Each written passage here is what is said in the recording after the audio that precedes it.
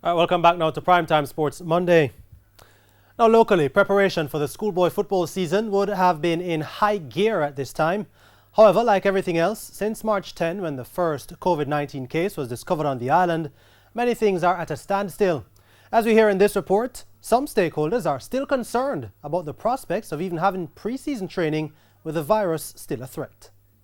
There is optimism that this season's schoolboy football season will go ahead, but the lingering thoughts of insufficient resources could jeopardize the pride and joy of high school footballers. For Vice President of the National Parent Teachers Association, Stuart Jacobs, there has to be major assurances given by ISA for parents to be satisfied. The sanitization areas, and we are going to stick to it.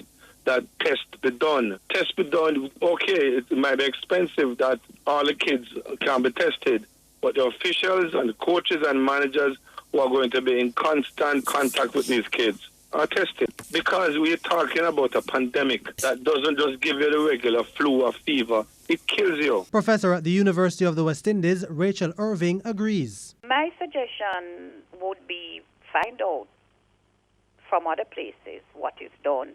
Is it feasible? What is the infection rate? Can we protect as best as possible our youngsters? And if we can't answer those questions, then I think it should be scrapped for now. But for Holy Trinity coach Devon Anderson, it's not smooth sailing. A level of panic from players and parents, and all the coaching staff is optimistic of we putting on training sessions and stuff like that. So we are kind of in a limbo right now.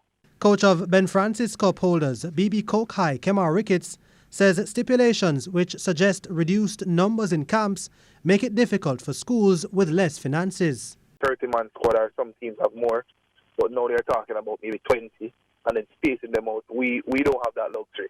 And I can speak for a lot of schools in Jamaica that doesn't have that luxury, but there's a handful of teams that maybe fill all these things that they have outlined. But and apart from that, if your team is camping and another team is not camping, that poses a risk for your team as well, because on a match day you'll be competing with each other, and if one of those persons that is not camped has the virus, then it comes over to your team. We're limited where coaching personnel is concerned. As you guys well know, that since it's not a risk school, we can't employ like 4 or 5 coaches. And Jacobs says the National Parent Teachers Association at this stage wants more priority placed elsewhere if sports will burden the students. Our absolute position, to cancel all school sporting activities for at least for this calendar year, because we have to remember this, that the core objective of sending our children to school is education. Not to say that sport isn't a part of the education process, but sitting in a classroom is so much safer than having kids